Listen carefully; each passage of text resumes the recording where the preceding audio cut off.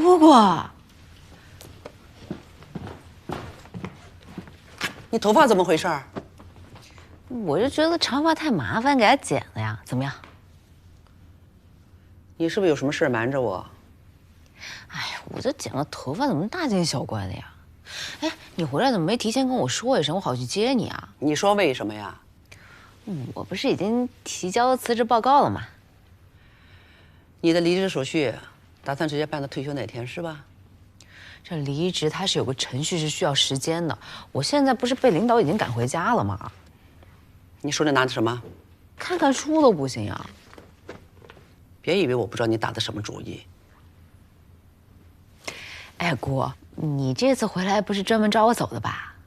你说对了，你是不是觉得我一直不提这件事儿，就当咱俩以前的约定不存在呀？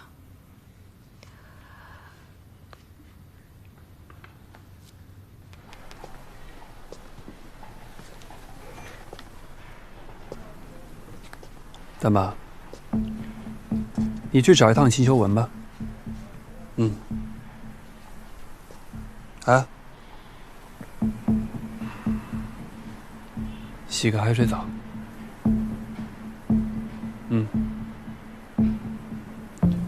处理好，告诉我。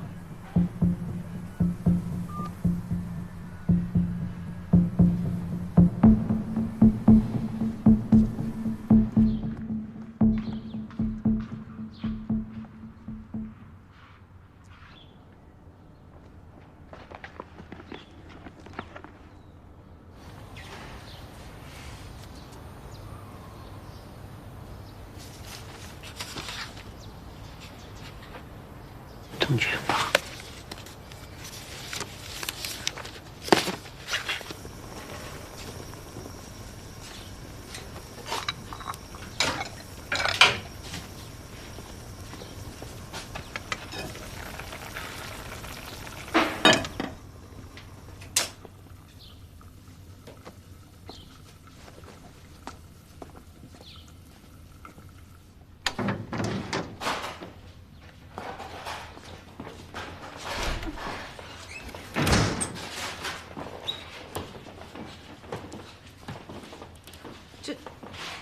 这干嘛呀？拆家呀？姑姑，我问你个正事儿，就初一那年我过生日，是不是跟我爸录了段像呀？我记得是拿那种老式 DV 机录的，你帮我想想在哪？你要干嘛？又想回去工作呀？哎呀，不是，我不是想回去工作，就是我们那个案子现在要用，真的很重要，你快帮我想想。我不记得了。哦，对了，你那个签证送去了吗？寄出去了。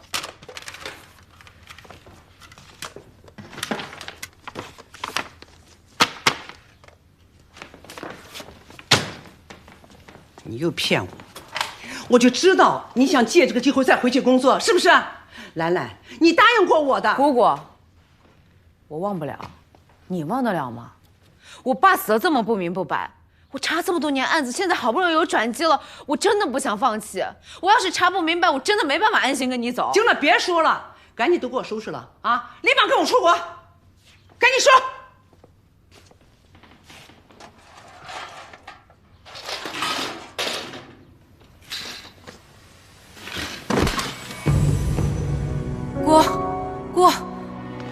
姑，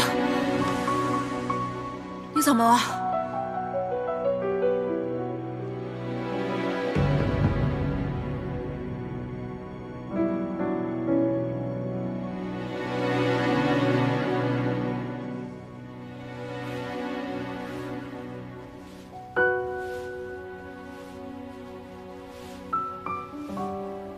姑姑，好点了吗？好多了。你查出这个病为什么不告诉我呀？你现在不是已经知道了吗？这个病啊，没得治，只能靠以后多活动活动。一定治得好。傻话。哎呀，这个病只能这么拖着了。我现在就跟废人一样。姑，你不要这样说，都是我不对。兰兰，你知道你工作这6年，姑姑多替你担心吗？姑姑就剩下你一个亲人了，我不想看你去冒险。姑姑，我真的不是故意不听你的话，但是我每天晚上都梦到我爸最后的样子，我知道他回不来了，但我就觉得他死不瞑目，我就想知道他为……我知道你担心我，我也知道我爸担心我，可是我已经长大了，我现在有能力去查出一个真相，查出关于我爸爸的真相。兰兰，你以后的路还长着呢，不能一辈子只为了这一件事儿吧？姑姑不想看到你出任何状况，就希望你啊能够平平安安，嫁个好人。哎呀，我相信你爸在天有灵，一定和我想的是一样的。只要你过得好了，姑姑就安心了。等以后我见到你爸爸，对他也有个交代，不是？不要这样说，姑姑。我跟你走，什么都答应你，好吗？好吧，你去忙吧，姑姑歇一会儿啊。嗯，我帮你。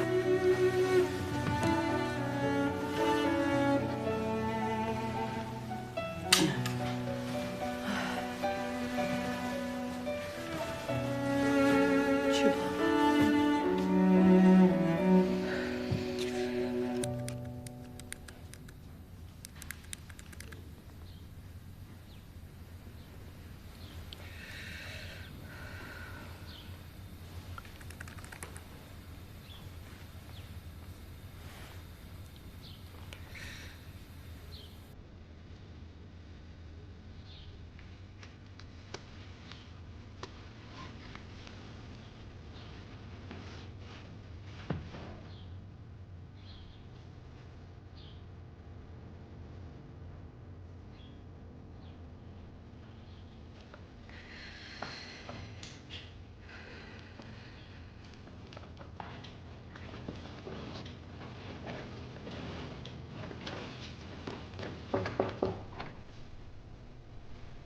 进来。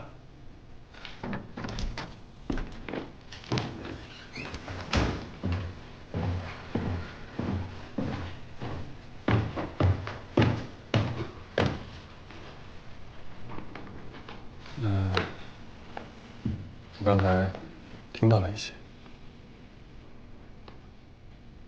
又走了？下周，我姑身边不能没人照顾。应该的，要照顾好你姑。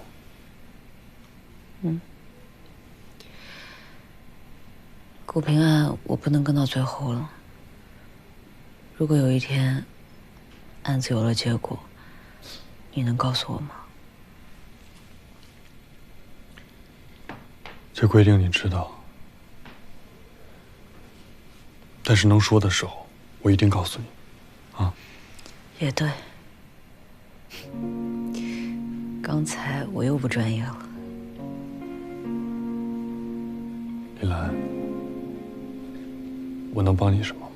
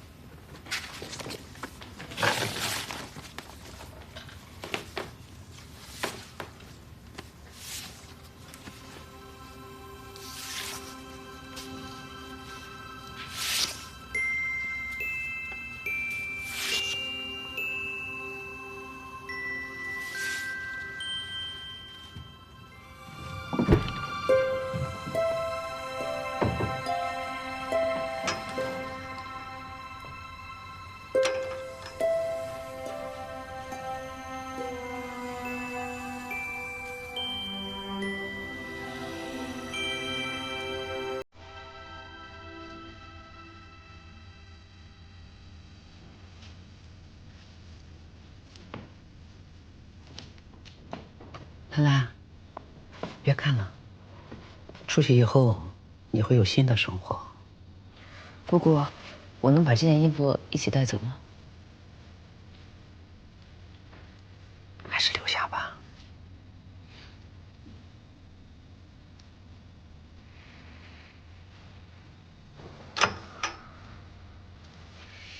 我出去跑会儿步，你等一下早点睡觉，我回来睡沙发。这么晚了，上哪去啊？你放心吧，我又不可能是跑路，我也没有地方躲呀。早点睡吧。那早点回来啊。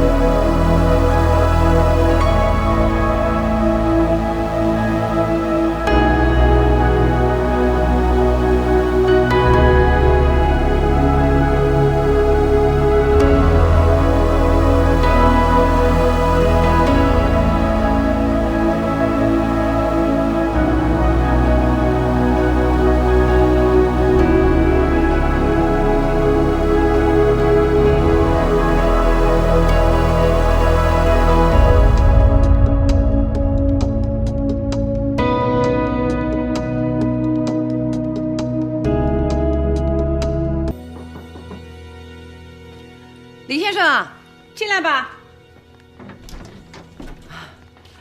找兰兰呀，她跑步去了。不，阿姨，我不找她，我想跟您聊聊。哦，您看方便吧？啊，方便。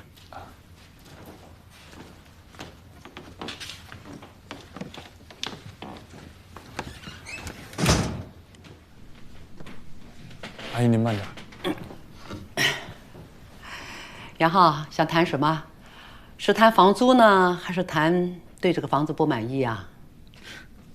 都不是，我这次叫您来啊，是想跟您聊聊林兰的事儿。其实我之前一直对林兰专业上的能力一直都不是很认可，我是觉得她有的时候太心急了，而且想法也太多了。兰兰在工作上一向是很努力的，她从小就这样，认定一件事儿就要努力去做好。你不会因为她要辞职了，就这么来说她吧？当然不会，我是觉得她有的时候很容易被个人情感左右。做痕检工作的必须要保持客观和理性。你让我过来，就是为了说我侄女各种不好。不，我想拜托您让她留下来。我希望您让她继续留在检察院，做她还没有做完的工作。因为我知道，这个案子对她来说非常重要。我当然知道对她很重要，可是你们认识才多久？这10几年了，是我陪她走过来的。阿姨，如果您真的非常了解她，那您更应该清楚她到底想要的是什么。我跟林兰的性格和做事的方式完全不一样，但是有一点我们非常相似：被埋没的真相都不叫真相，没有实现的正义也不叫正义。我们一直会追求下去。你们工作上的事儿我听不懂，但是我是她姑姑，我要为她未来的人生考虑。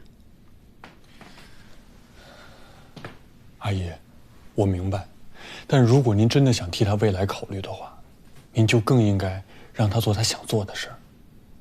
不仅仅因为这个案子跟他爸爸有关，更因为他是一名检查技术人员，有着无法割舍的使命。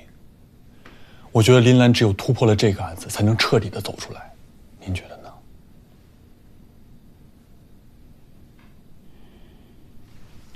你起来吧。你是想让我从情感上来理解他？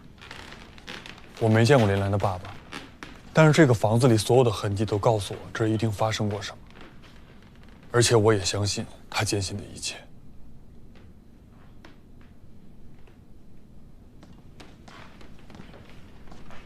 谢谢你跟我说的这些，但是这是我们家自己的事情。阿姨，能再考虑考虑吗？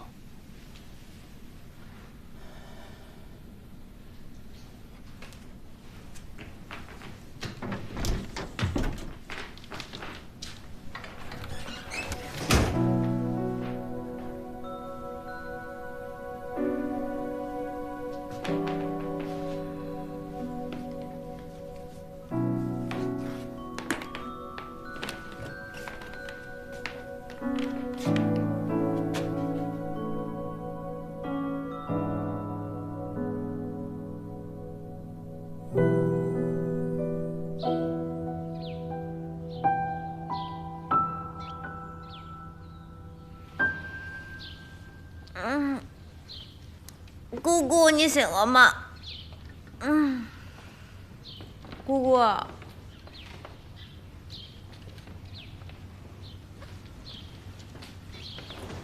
姑姑，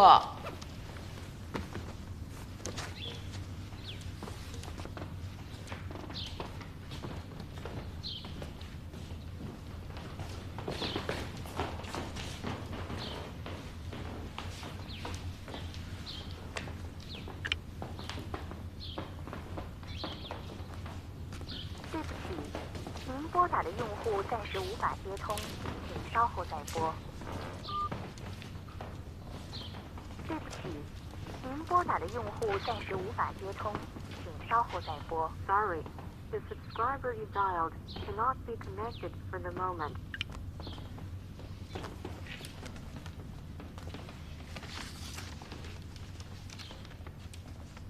兰兰，姑姑先走了。你问的视频，给你拷到 U 盘里了。我也不想让你留什么遗憾。既然你要坚持，就坚持出个结果给我看看。我相信你爸爸会以你为荣，给我平平安安的。另外，不用担心没人照顾我。偷偷告诉你，你有一个准姑父，有他在身边，你放心吧。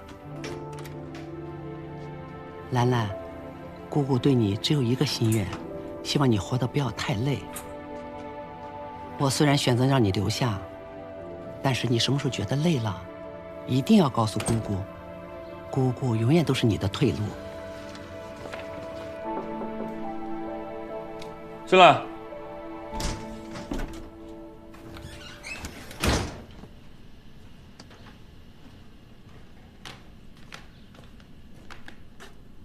你昨天晚上跟我姑说什么了呀？我劝她让你留下。为什么呀？我觉得你应该留下啊。陆远浩，你突然对我这么好，我还有点不适应。这有什么好不好的呀？我觉得你留下是正确的选择。这个是我姑留下来的，我爸的音频资料。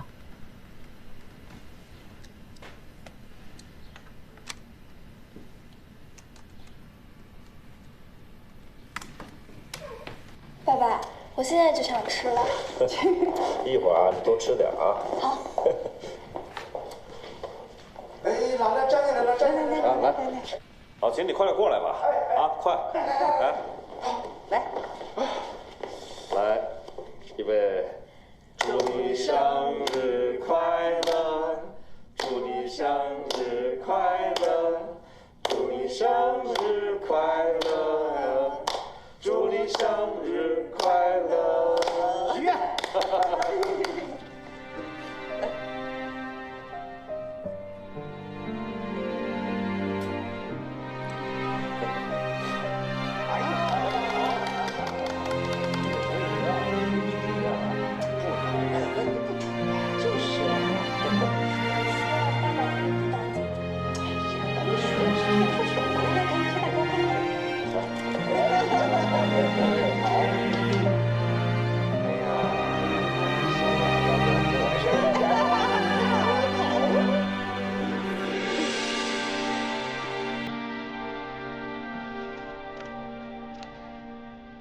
我好久都没有听到我爸叫我的名字。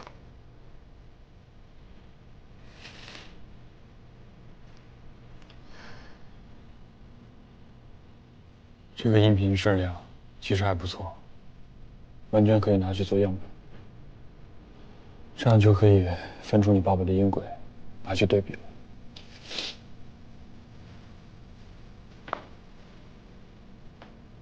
如果这个答案不是我想要的答案，怎么办？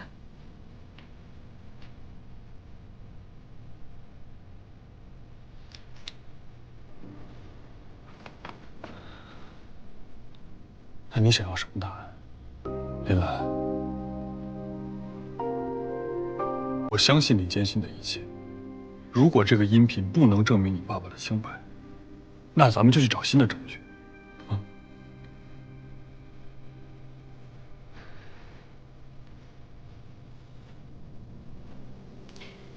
行了，明天把这个交给严处。可是我怕他。这不是你风格呀！你每天厚着脸皮软磨硬泡的，这是你强项。山峰大哥，咱别怂啊！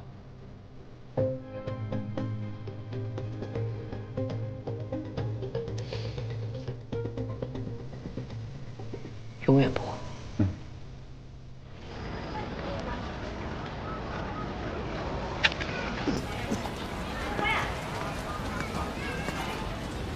哎，今天别骑摩托车了，换车吧。啊？后座上有你东西。什么东西啊？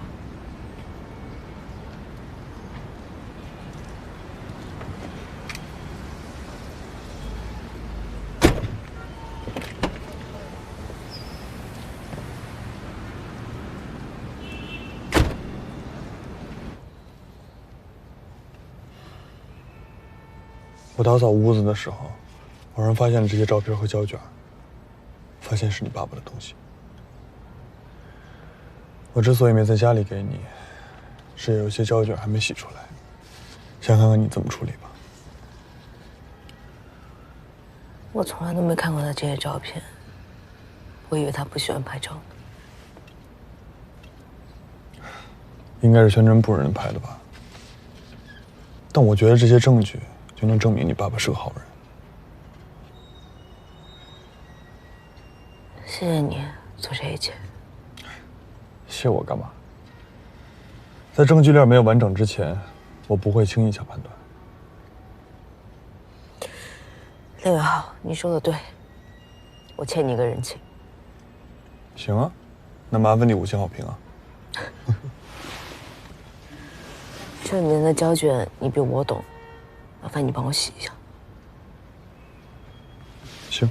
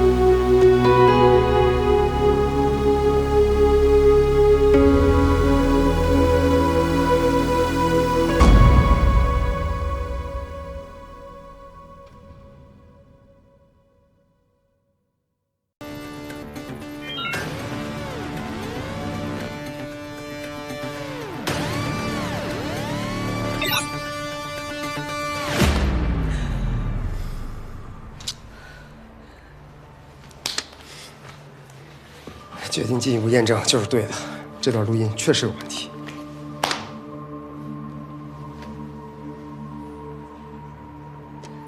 秦秀文她骗我，哎，别着急啊。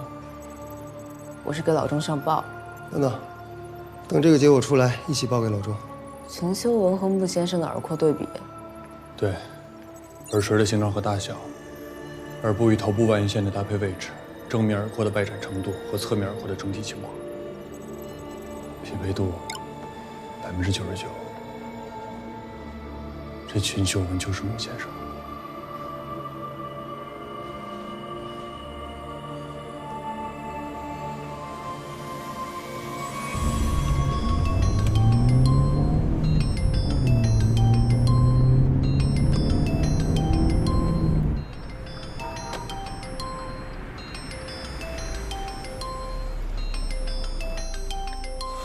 大妈，怎么回事？为什么不接电话？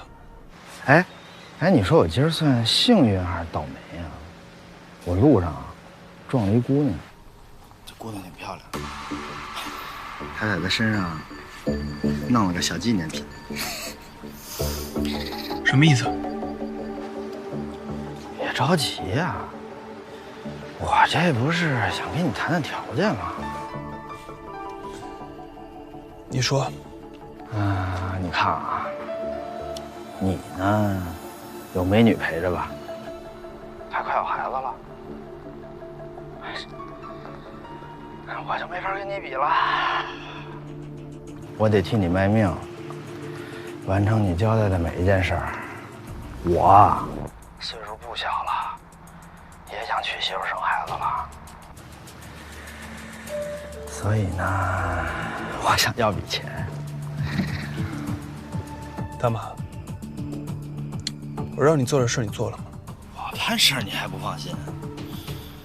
李喜呢？在我这儿呢。你在哪儿？我去找你。哎，你等会儿。我刚才说这么半天，那条件你还没答应呢。大妈，你有资格跟我谈条件吗？那女的。赵东城公司的秘书吧，他下次要是再被撞了，我就不能保证是去医院那么简单了啊！大妈，你别太过分了。那怎么说来着？就那个，唇亡齿寒，对，唇亡齿寒。我是不是得给自己找个后路啊？哎，而且我听老秦说，你不是也给自己铺后路了吗？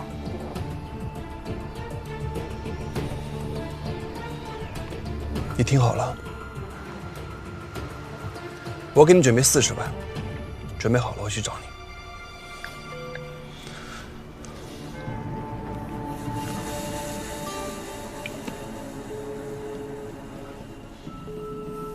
小婉。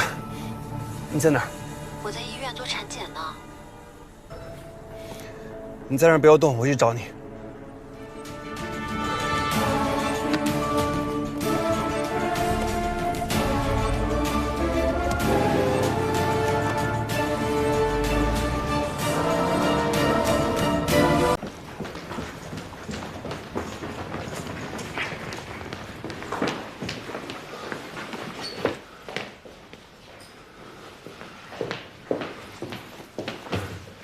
没事吧？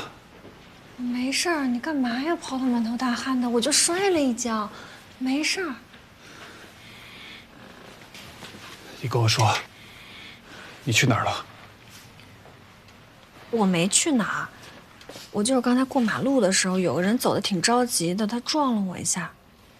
我没事儿啊，孩子也没事儿啊。这段时间我们不乱跑，好不好？好，我知道了。我哪儿都不去。我再跟医生说一下，我们做个全身检查。做什么全身检查呀？医生刚才跟我说，我都能回家了。我们回家啊。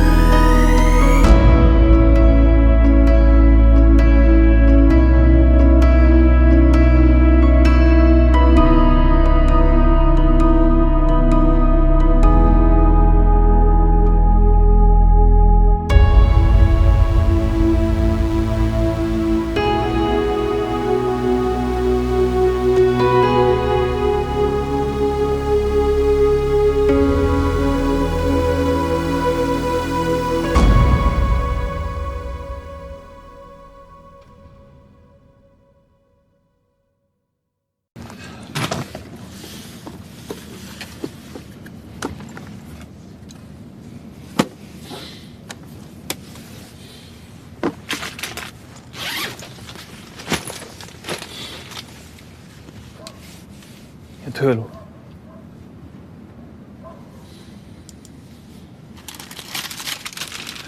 喝坏了吧？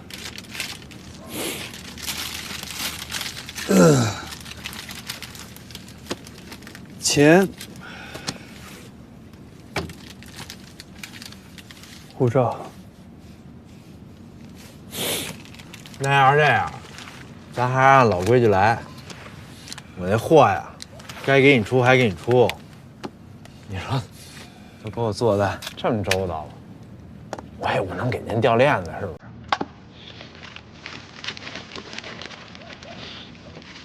再点点。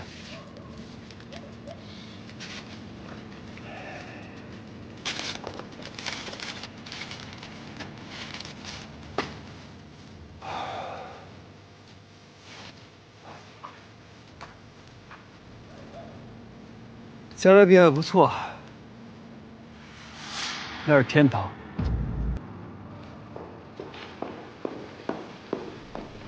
哎，小周，哎，来，我跟大家说一下啊，是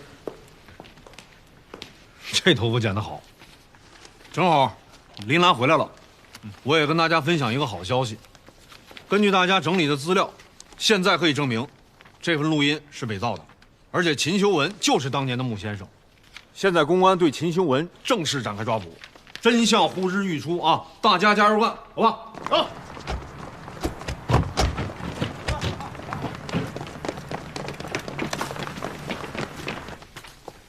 我们不会放过一个坏人，更不会冤枉一个好人。加油！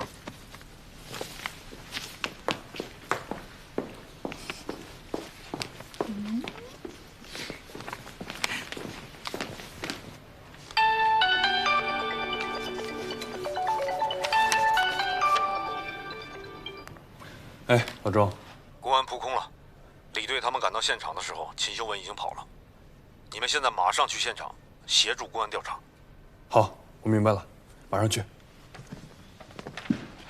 秦修文失踪了啊！土队让我们协助勘查，走。秦修文从他们小区出来，进了这个小巷，外面的摄像头没有拍到他。我想不通。你不是说要尊重真相？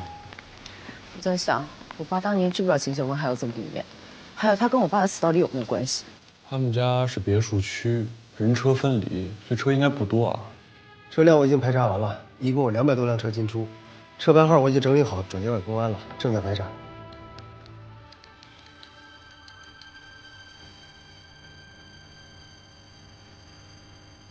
他早有准备，把东西都拿完了。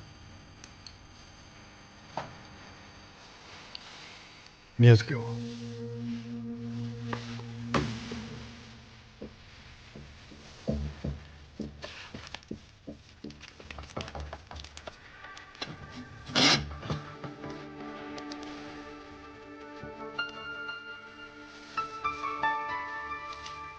哎，大拿，你帮我把日期往前倒一下。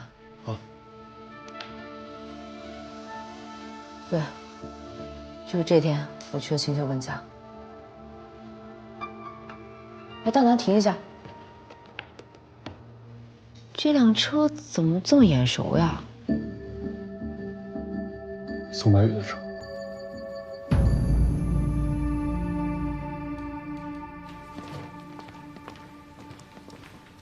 宋律师，涂大。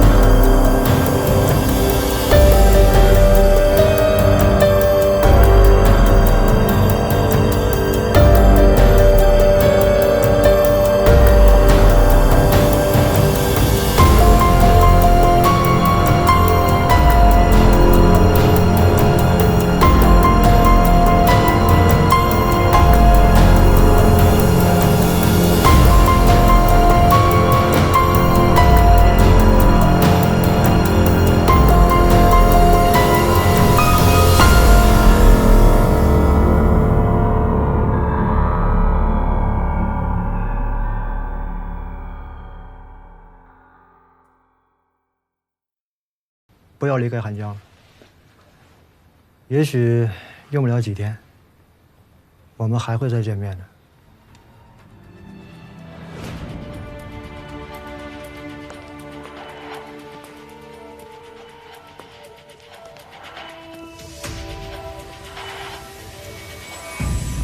经过步态识别、耳廓同一性，还有冯杰提供的证词，我们基本上可以锁定秦修文就是14年前国宝失窃案的重要嫌疑人。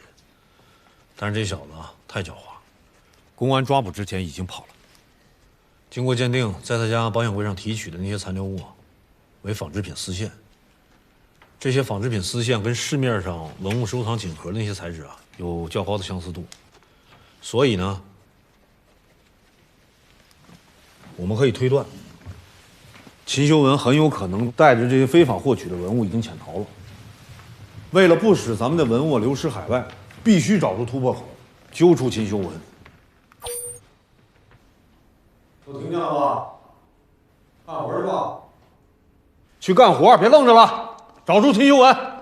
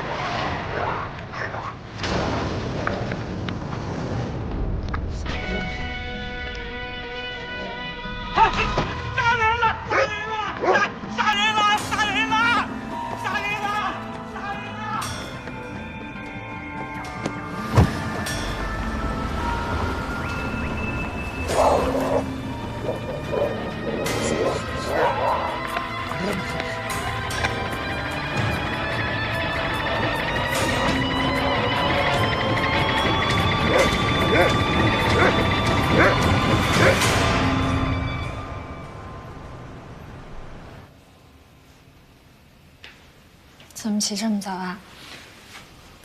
你起来了？我睡不着，稍等一下，马上就好。怎么了？我们到底什么时候能走啊？再等等。再等等。我们到底在等什么呀？现在钱还不够。这些钱已经够我们在国外过得很好了呀。别那么贪心嘛。我觉得只要我们一家能在一起，就是最好的日子。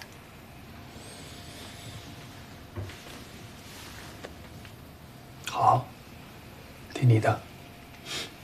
来，早饭吃好，一天好运。二大娘。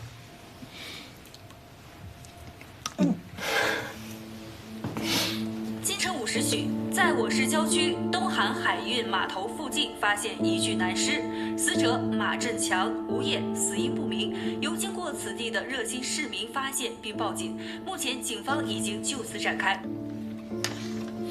今天赵总找我，我得先回公司，我怕来不及，我先走，你慢慢吃，吃完再走。吃好以后也别收拾，晚上回来我收拾好吗？嗯，我爱你。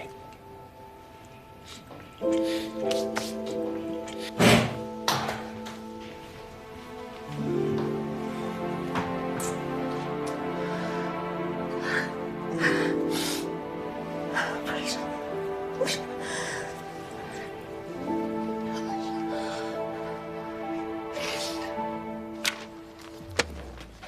就是敲诈。宋律师，这种事情怎么会摆在我面前？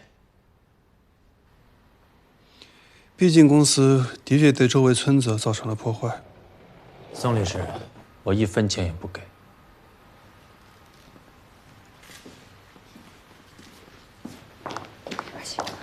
赵总，有2位公安的同志找您。我们是汉江市公安局的，赵董长，我们现在怀疑你跟一起杀人案有关，请你跟我们回去协助调查。警察同志，我不知道你们为什么会突然来找我，这件事情我要跟我的律师商量一下。宋律师，这件事情我应该怎么办啊？我听到了，李队，先配合警方调查，后面事情我来处理。走吧。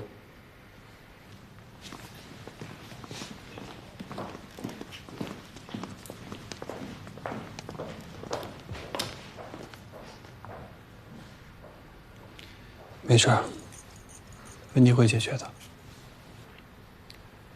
放心。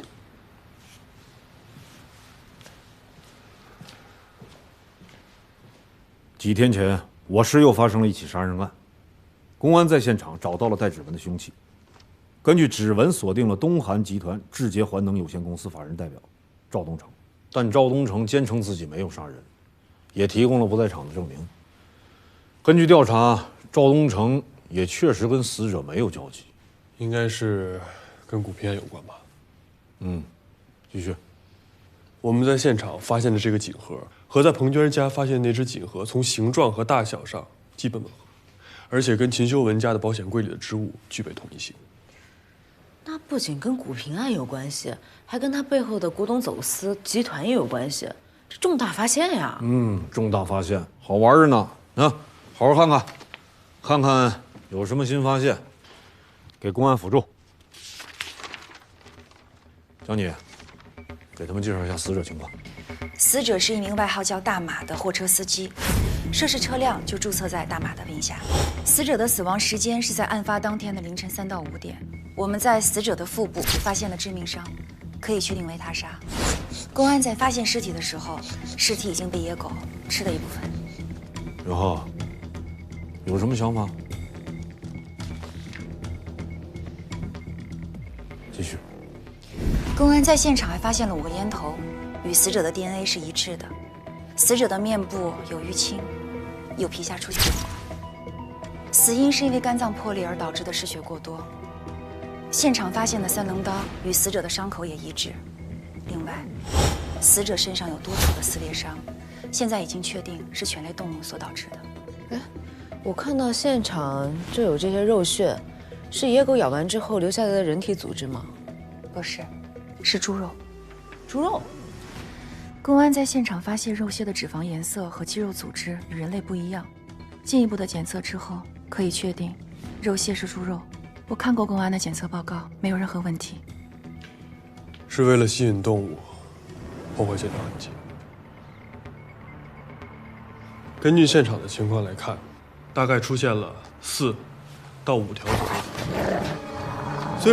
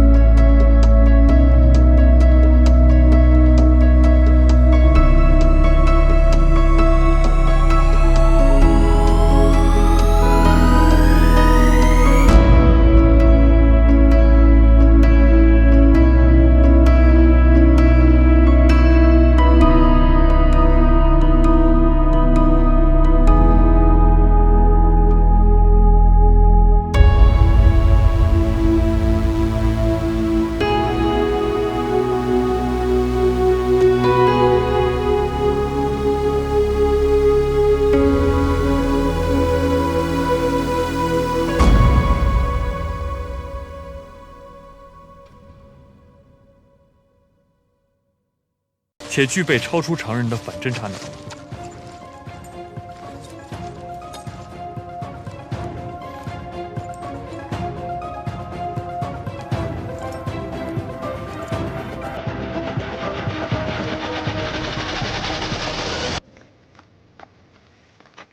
车辆尾部仍残留着剧烈打斗的痕迹，再加上遗留在现场的锦盒，会不会是走私集团交易过程中产生的分歧，然后冲突升级，激情杀人？不会，你还忘了一个关键线索。猪肉。没错，凶手不但仔细清理过现场痕迹，甚至还准备了破坏现场的道具。所以说，这是一起精心筹划过的谋杀案。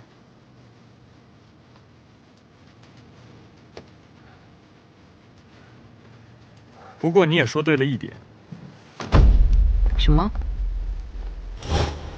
从凶手的行动轨迹来看，凶手和死者并没有第一时间发生冲突，而是进行了类似交易的行为，且行动痕迹清晰。比如这几个烟头，是大马在等人的时候留下来的，而且等了很久。二人先是在这个位置接头，之后一起转移至车辆后部，随后发生了肢体冲突。死者的面部淤青，车辆的2处损伤，都是清晰的证据。最后，在这个位置完成了最终的杀人动作。不过很可惜，这个位置的痕迹被清理得很仔细，拿到的线索十分有限。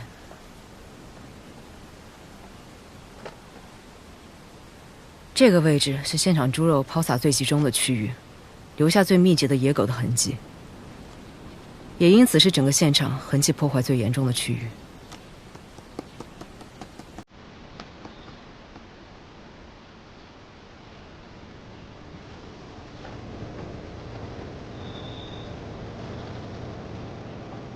你在画猪肉抛洒分布图啊？嫌疑人沿着这条路一路抛洒猪肉，那么分析他的行动路线和最终方向，就可能找到我们想要的信息。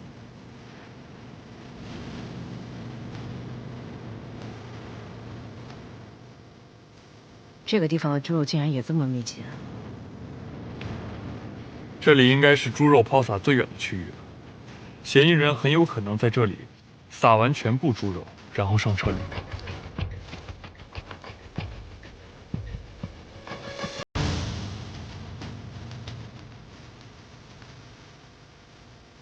不对，他不是从这上的车。再往前走有摄像头，嫌疑人是想误导我们的判断。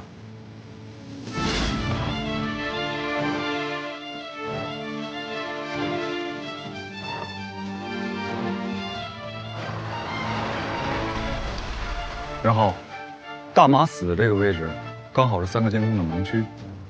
你有什么想法吗？这嫌疑人不会从天而降，更不会凭空消失。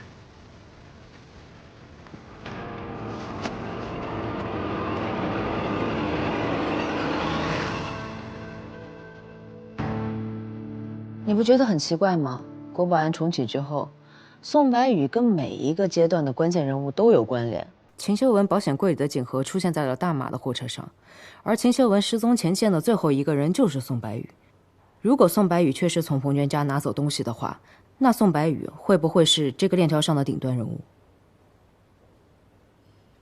那秦秀文呢？秦秀文可能只是链条中的中间层，他之所以和宋白宇联系，是文物鉴定。但是你想啊，冯杰和秦修文交易是在10几年前完成的，那个时候的宋白宇还在香港读书，还是个孩子呢。现在推定宋白宇有嫌疑还是太牵强，你这几条推理之间的关联未免也太巧合了。这巧合有时候也是疑点。哎，可以啊，这话我记住了。有潜力，看好你。你怎么来了？谁让你进来的呀？啊，我来处理别的案子，顺便找一下允浩。要不我出去等你？行，我下班了，去吧。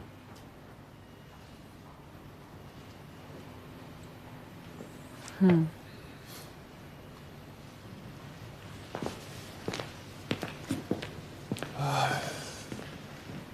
下班了。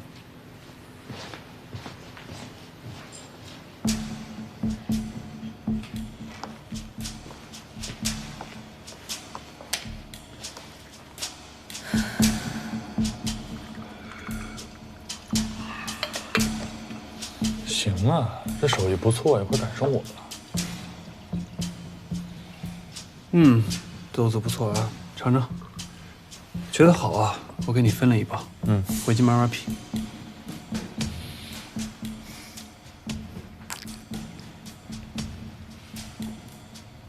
嗯，不错。我刚养好，就叫你过来了。这是我一个客户在肯尼亚投资了一个庄园，正拉我入伙呢。你要是有兴趣啊，我分你点干果。嗯，这公职人员啊，不能经商，而且我只爱喝。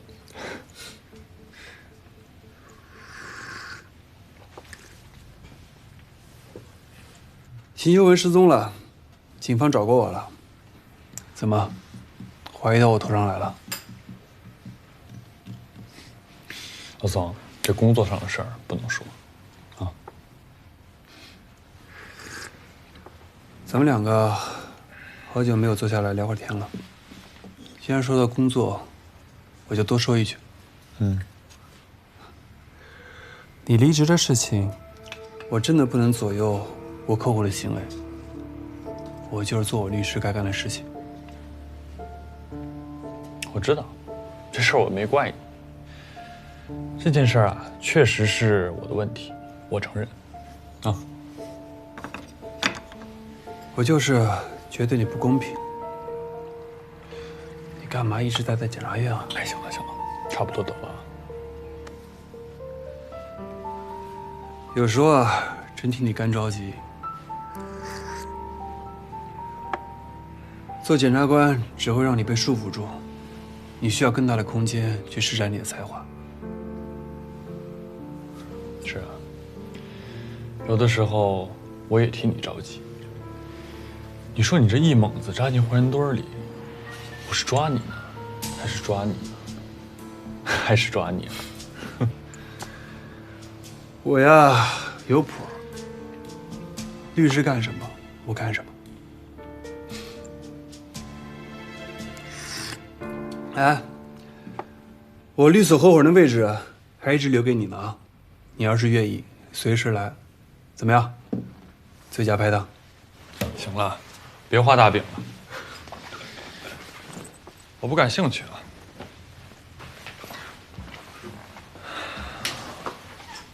老宋，有件事儿，你知道秦秀文的下落吗？你还是不相信我？我要是知道，我第一时间告诉警方。但是有的时候，这巧合。就是一点。走了。啊，嗯。豆子带上。不用了，挺贵的，你自己留着喝吧。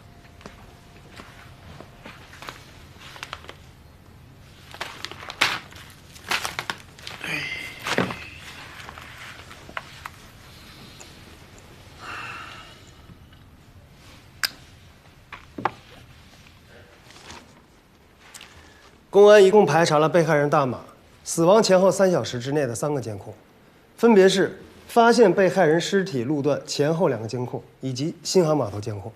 在这段时间内，这条路上一共经过了32辆机动车。公安做了实地实验，就这条乡间小路，晚上能见度极低，确实看不见路两侧的东西。开夜道正常，继续。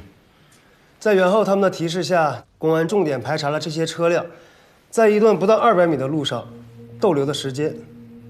基本上所有的车辆都是正常车速通过，唯独这辆。驾驶员是个女性，不到200米开了1个小时，那肯定是停留了呀。没有停留，而是直接开进了码头。这辆车注册在智捷环能公司名下。经过调查，这名女子名叫温婉，是赵东成的秘书。当天接到赵东成的指派，去码头核实一下船只到港情况。老周，让自己秘书这么晚去码头，有点可疑啊。公安核实过了，温婉白天给码头打了个电话，说自己有事儿，晚点去，因为是老板下的命令，不管多晚都得去，所以半夜去的。根据码头监控显示，他没有作案时间，并且根据保安的口供，车上只有温婉一人。车查了吗？正在查，公安也同时正在对温婉进行问话。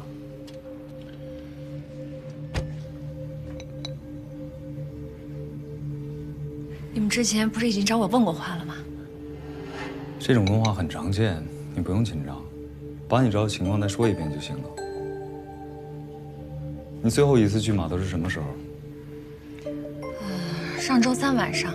几点？11点，将近12点吧。这么晚了还要去码头？是这样的，我当天的工作安排有到码头核实到港船只这一项，所以当天我是必须要完成的。从第一个摄像头到码头，需要35秒的时间吗？那这就得看开车人的习惯了。但是多了16秒。什么16秒？因为新航码头在乡道摄像头的中间，温婉从第一个摄像头开到码头用了35秒，从码头开到第2个摄像头的时候用了51秒，多了16秒。精准。大拿，能再放一下温婉车上的视频吗？没问题。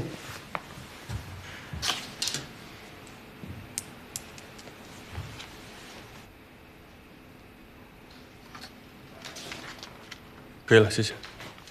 老周，从这个视频来看，温婉驾驶比较平稳，驶入和驶出的距离差不多，但是时间差了16秒。温婉应该在路边停了16秒，她或许是在等某一个人，但那个人并没有按约定的时间到上车的地点，或许是什么事情没办完，比如说布置现场。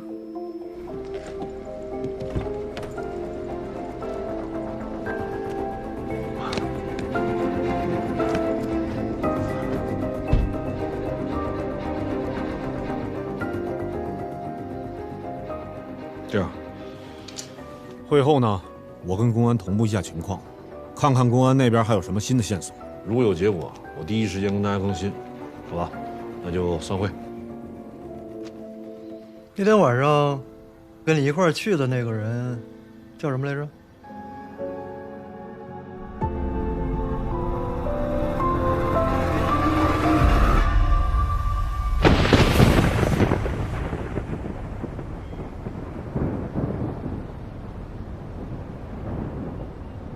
今晨5时许，在我市郊区东韩海运码头附近发现一具男尸，死者马志强，无业，死因不明。由经过此地的热心市民发现并报警，目前公安机关已经就此展开密切调查。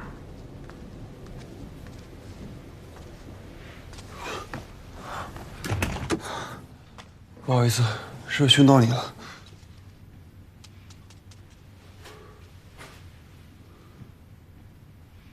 今天警察找我过去问话了。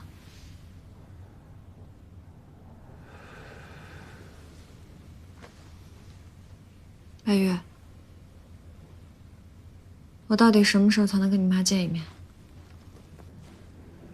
吃顿饭就行。我妈这个人性格比较古怪，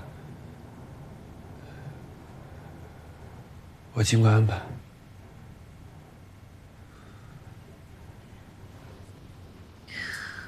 我就猜到你会这么说。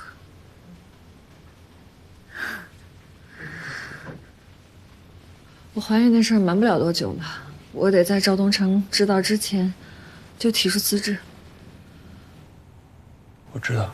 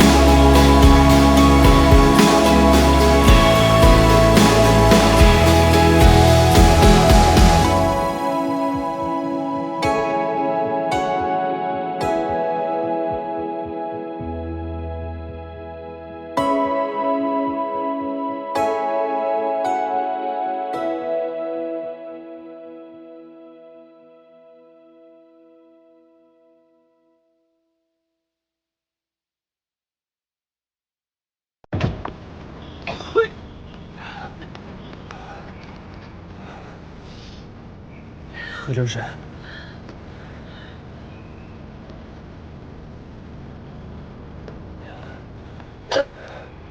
今天辛苦你了。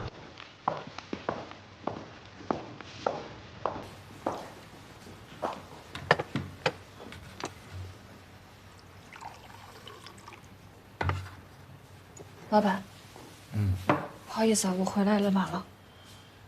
警察找你问些什么呀？就是问那天我是不是一个人去的码头。公安局那帮人上午过来查车了，就是你那天开走的那辆。他们还在怀疑我吗？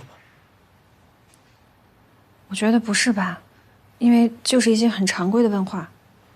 是吗？嗯。你出去吧。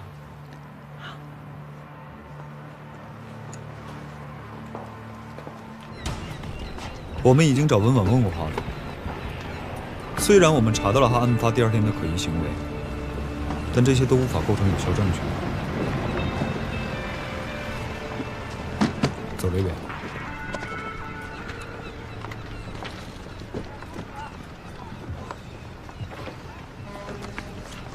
袁浩，这个是你要的照片。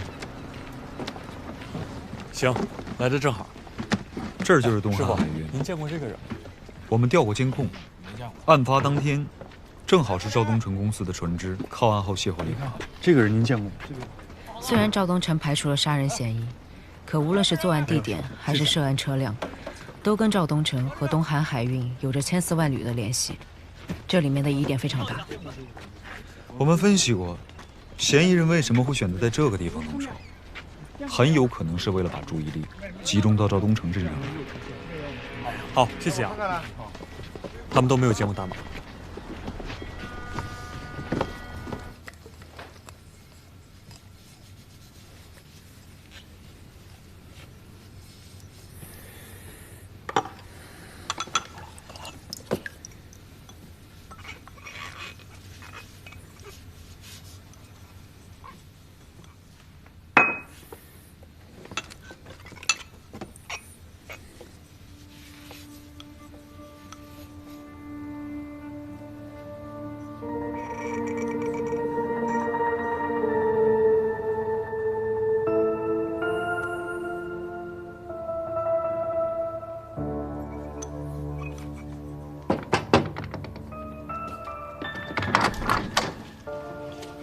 大晚上的干嘛呀？关于指纹，明儿再说吧。哎，我请你喝咖啡。这还差不多。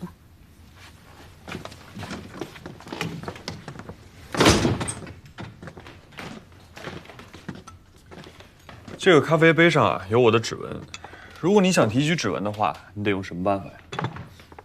最简单的办法就是紫光灯照，或者说点熏法也可以。那点熏法的原理是什么？这指纹是由皮脂和汗液构成的，点针器与汗液形成吸附作用，然后溶于油脂，从而就会出现棕黄色的线纹。哦，原来你今天是想说这个呀？嗯。哎，你过来一下，看我今天查到什么了。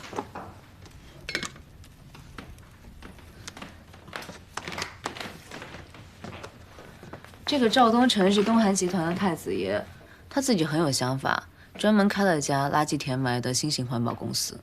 本来呢，他在外界的评价一直都挺好的。前段时间呢，有人在网上说他的公司有问题，只不过呀，他合作的律师所真的很牛，帮他压了很多事。你知道他跟谁合作吗？宋白宇。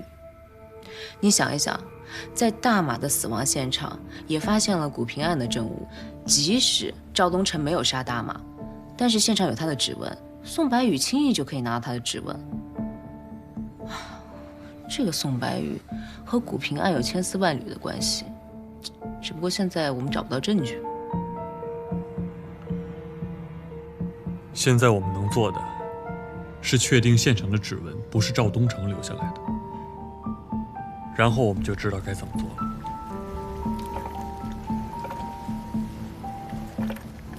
关于凶器上的指纹，我和袁浩有一些新的想法。一刀，你也是指纹方面的专家，你看看，如果没什么问题的话，我们就一起给老钟汇报。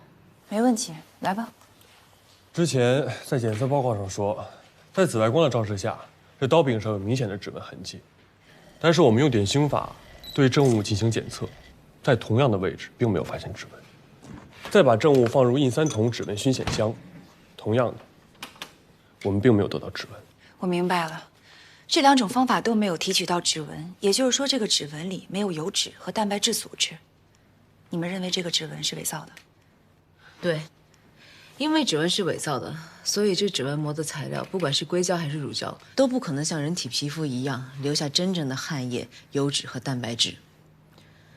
只有油脂和蛋白质里面的氨基酸才能与碘和印3筒发生反应，所以这个假指纹造的并不高明。对，所以我们最后对这个刀柄做了无机盐的测试，通过计算机的分析可以看出来，其实这刀柄上留下的指纹就是无机盐和灰尘构成的。这就说明这个嫌疑人是戴着硅胶手套，然后蘸了生理盐水，握住了刀柄，用这样的方式故意留下的指纹。而且这个硅胶手套上应该是保留了大量的水分，融合尘土之后，刀柄上的指纹会更加明显，用紫外光灯照很容易提取，所以在这样的情况下很难再分辨这个指纹的真伪。我同意你们的结论，不过话说回来了，这个嫌疑人懂得用生理盐水来伪造指纹，就证明他大概率知道指纹的构成的物质，不简单啊。但是他并没有添加油脂和蛋白质，这就说明一个问题，它无法合成真实的行业。所以说，人体是最精密的仪器，就算再高超的伪造技术，也永远无法代替真相。只要你是假的，就一定会露出破绽。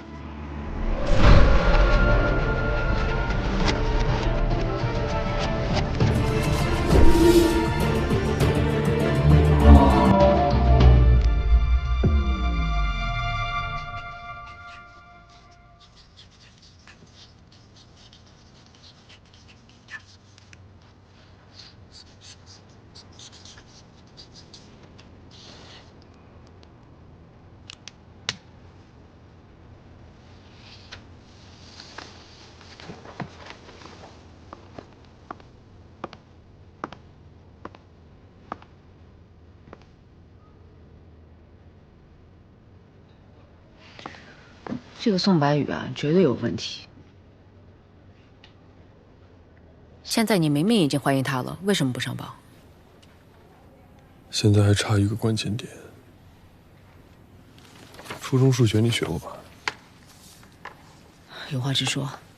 好，你看啊，一条直线上有无数个点，2条直线相交，才会有一个交点。我们现在掌握的这些证据都只是直线，而且完全是平行线。所以说，拿现在的这些证据，说明宋白宇有嫌疑，都是不成立的。我觉得不太行。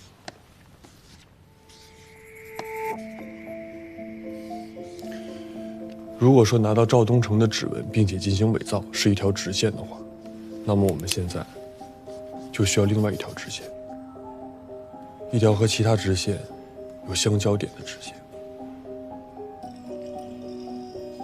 也不是完全没有这条直线。你什么意思呀？我们现在掌握的证据只有这么多，有点难。你能直接给我个明示吗？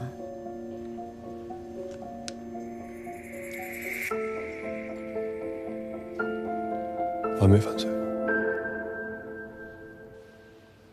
你的意思是，针对杀害大马、伪造指纹的犯罪嫌疑人，已经有怀疑对象了？是。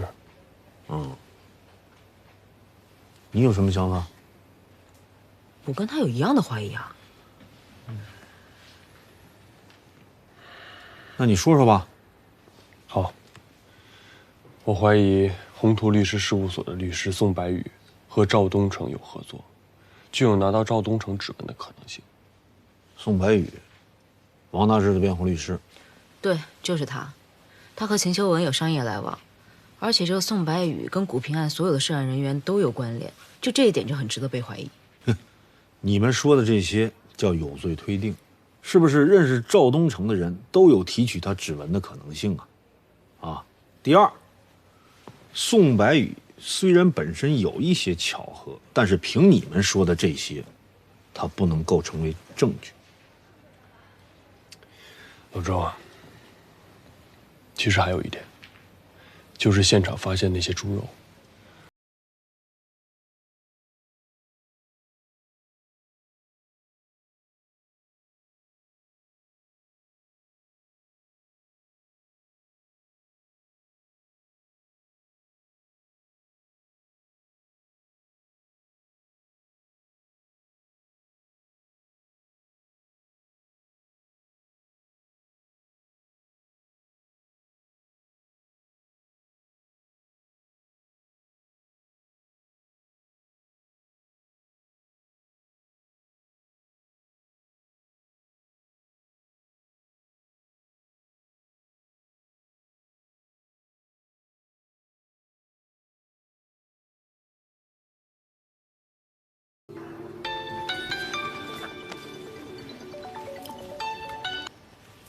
对，涂队。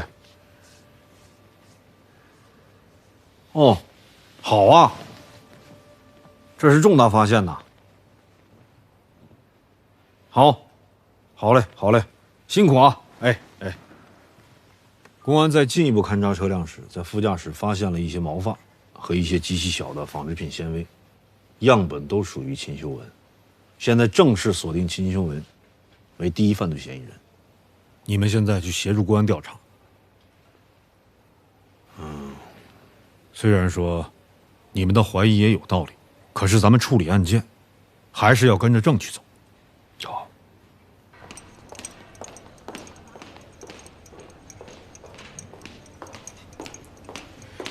怎么了？上午见你还好好的，这么快又有烦心事儿了？李元豪又惹你了吧？你别拿我寻开心了，我正郁闷着呢。哎，你说这个宋白宇明明这么多疑点，可每一次查到关键节点，都能被他全身而退。山峰大哥的怀疑不会出错的，没证据怕什么呀？推理大师。我没跟你开玩笑，我说正事儿。现在证据又指向秦修文，我之前的推理都被推翻了。案子有推进，这是好事儿啊。我知道，我就是不喜欢这种挫败感。你有这种挫败感也不是第一次了吧？你还有工作要忙吧？赶紧走吧。要我看呢，这其实不是推理失败的挫败感，更像是因为某个特别厉害的人经过对比产生的挫败感。我怎么可能？你别瞎说啊！我只是信心受损，需要疗养。怎么啦？不想当检察官了？你说我适合当检察官吗？自我怀疑可不是山峰大哥的性格呀。就觉得自己以前挺自以为是的，其实还差得远。看到自己的不足呢，就证明你在进步，这是好事儿。可是你的优秀，大家都是有目共睹的。而且林兰，你的自信也是你优秀的一部分。还是我们一刀最好。这次除了找到秦修文的毛发，我们还复原了一处被清理过的血迹，就是这个。这枚掌印虽然残缺不全，但是我们可以通过它的位置还原大马死前的身体姿态。被害人当时在这个位置，由站立姿态遭到强力冲击，失去平衡，倒在地上，留下了这枚掌印。从掌印的轮廓来看，大马在死前的搏斗中十分被动，双方的实力悬殊过大。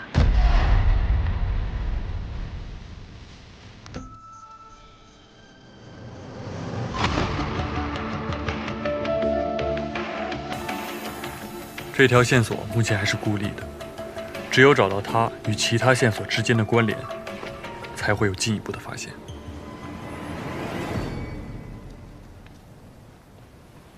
我明白你的意思，你想从已有的证据中下手，可货车的脚垫之前已经分析过了，毛发和纤维样本确实属于秦修文。这个法国犯罪学家爱德姆罗卡说过，物理性证据不会出差错，它不会做伪证，也不会完全消失，只会对其寻找、理解、学习的人为错误，才会减损它的价值。所以啊，这大马生前见过谁，去过哪儿，只有这个车能告诉我。可他已经告诉过我们了。如果秦修文真的在失踪前上过那辆车，他留下来的不可能仅仅只是毛发或者是衣物纤维。你来看看。有发现啊？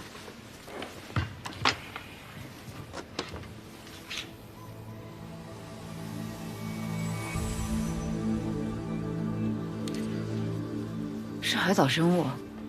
这种暗红色的藻类属于红藻门，绝大部分时候生活在海里。你是吃百科书长大的吗？怎么什么都知道呀？这是常识。臭小子！哎，你觉得这个是不是秦修文留下来的呀？不管是谁留下来的，这证据都表明他去过海边。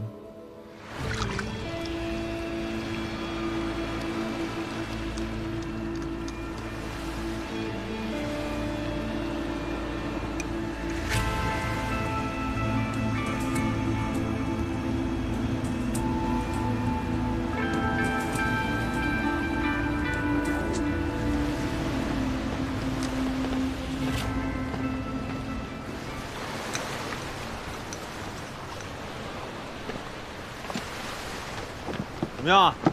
差不多了。抓紧啊！还有好几个地方要去呢。好。师姐，我看你们列出来了10几处区域，为什么都是在海边？那就要林远浩老师来告诉你了。是这样，我们放大了大马车内脚垫上的海藻物质，在这里面发现了灰色的颗粒，还有褐色的颗粒，基本可以确定，来自建筑工地的水泥粉尘，还有这些海边的砂岩。这些沙土应该是属于本市沿海，也就是说，大马在跟秦修文见面前后，极有可能到过其中一处沿海区域。只要我们能锁定那个区域，就一定能找到秦修文的线索。所以我们应该缩小范围，寻找同时拥有海岸和工地的区域。聪明。走吧，去下一个地方啊！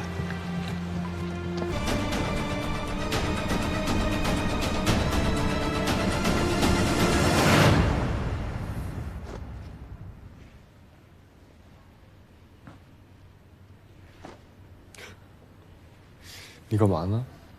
我就在想啊，他这么年轻力壮的，秦修文打得过他吗？嗯。哎，你过来趟。行了，别比划了，下班了。明天问问江妮，看看他那边有什么新的发现没有。哦。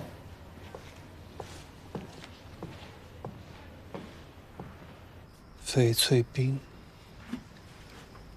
他们还好吗？他们好着呢。我做了一些牌子，方便日后的养。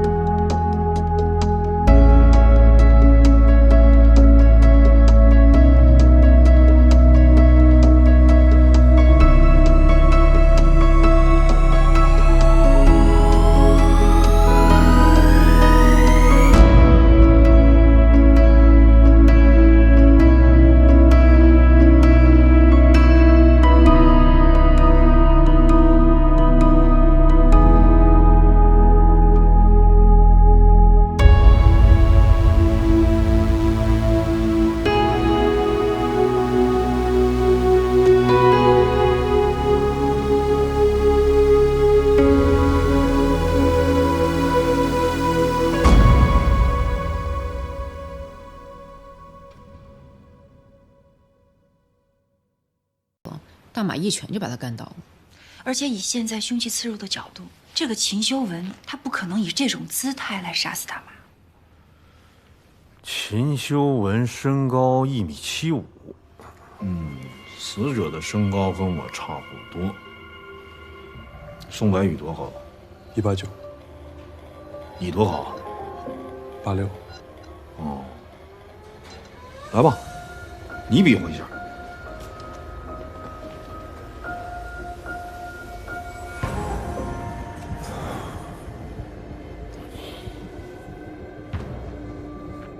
啊！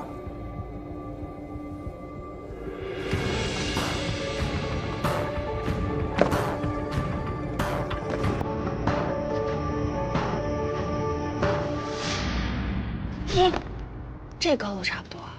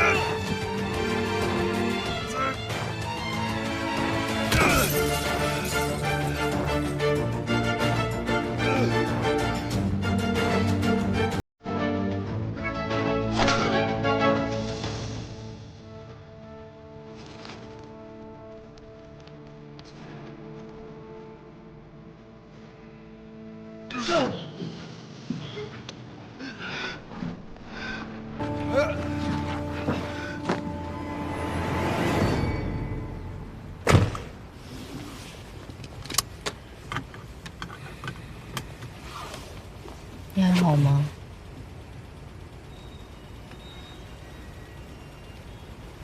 人心是复杂的，我当然希望不是他，但是我不会以个人感情去判断，我只想还原真相。如果结果就是宋白宇，你会难过吗？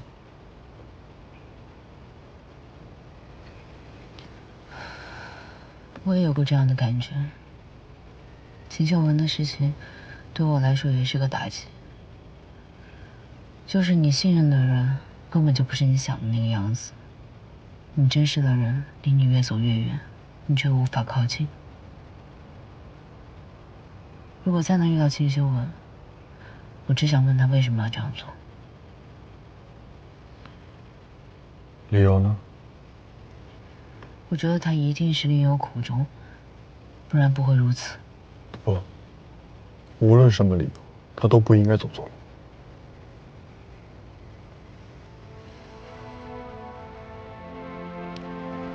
算了，别想了。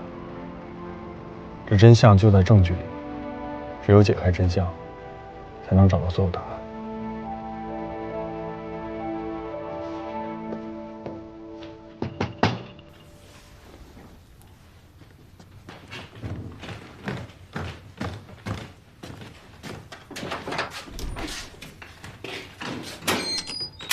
哎，在门口就闻到咖啡味儿了。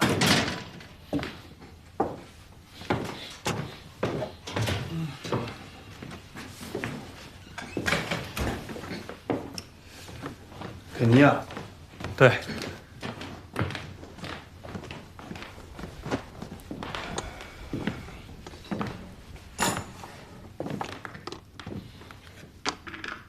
上次给你不要，非得自己买，何必呢？自己喜欢的东西啊，得自己去得，它才舒服嘛。你呀，就是倔。来尝尝。嗯，是那个味道。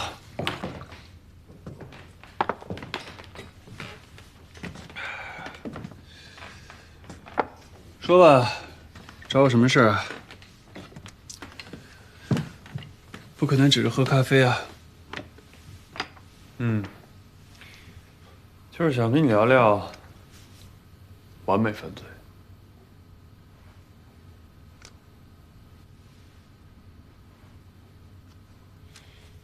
怎么突然聊这个呀？我记得我们上学时候讨论过，这是个虚拟命题，根本不存在。是吗？但是现在已经有人做过了，你还觉得它是虚拟命题吗？我就是个律师，我又不犯罪，我怎么知道呀？老宋，我告诉你啊，这个完美犯罪只是一时的，罪犯制造证据，而我们发现证据，这只是时间的问题。但是最终我们一定会赢的。法律才是唯一的赢家。但是法律从来不会保护违背它或者试图利用它的人呐。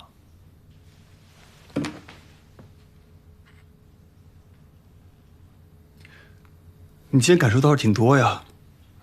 没有，就是工作中突如其来的想法罢了。可是你从来不跟我聊你工作中的事情。我在跟你说呀，你懂了吗？我不懂。行了，这累了一天，不跟你说这费脑子的事情。不过啊，有2个字我倒是挺喜欢的，我喜欢完美。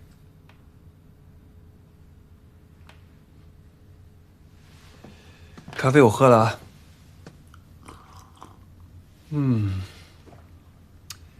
一如既往的完美。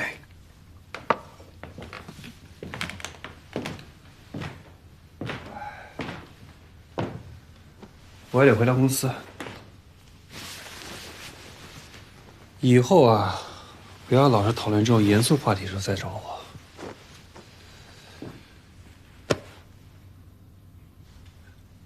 我祝你们成功啊！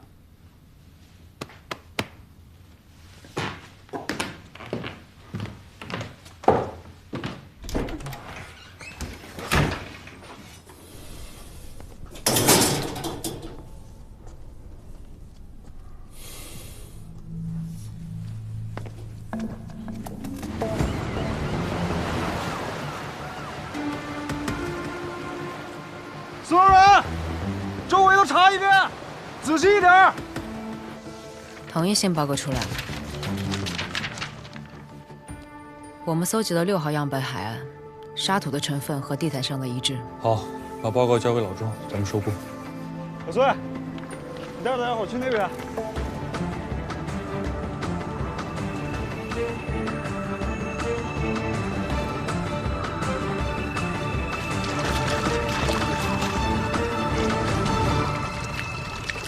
小明，过来，看一下。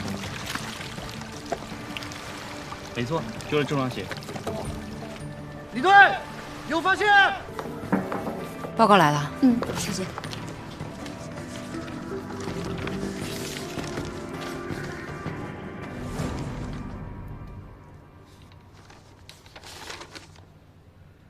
这个是秦秀文的指甲。对，公安法医已经出过鉴定报告了。公安在你们确定的海洋断边发现了秦秀文的痕迹，在一个工地的监理工程师那里找到了一张照片，照片拍到了秦秀文被大马推入海中的瞬间。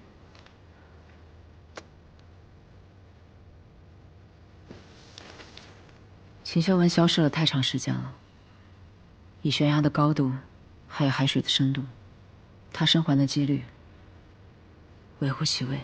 公安根据潮汐计算了秦秀文的尸体可能会漂浮到的地方，但是现在还没有结果。好，辛苦了。这报告我们会一一审核的。好的，那你们先忙。谢谢。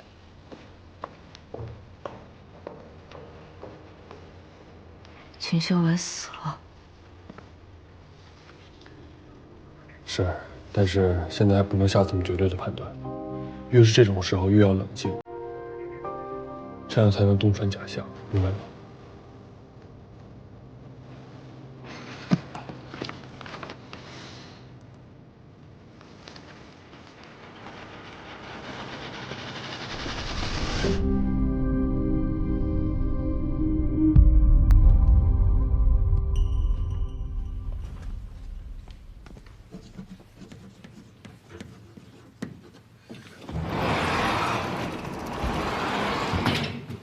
所以证据链的完整才是最重要的。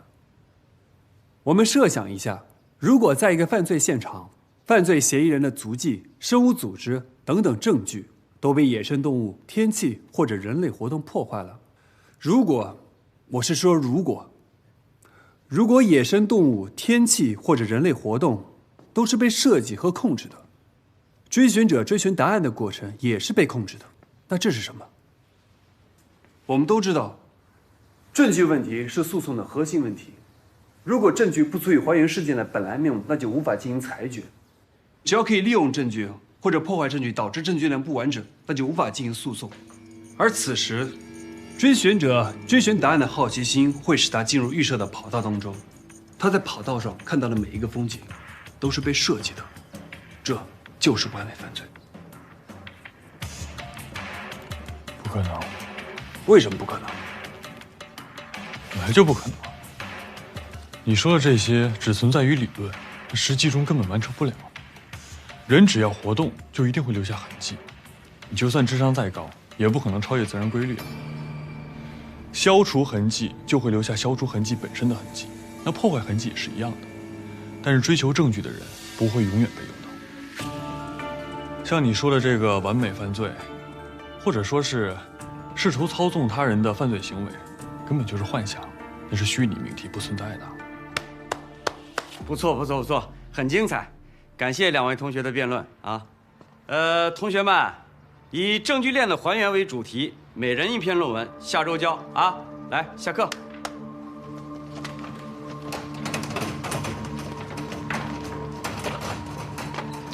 我们看吧，时间会证明一切，说不定哪天就会出现一个完美犯罪的案例。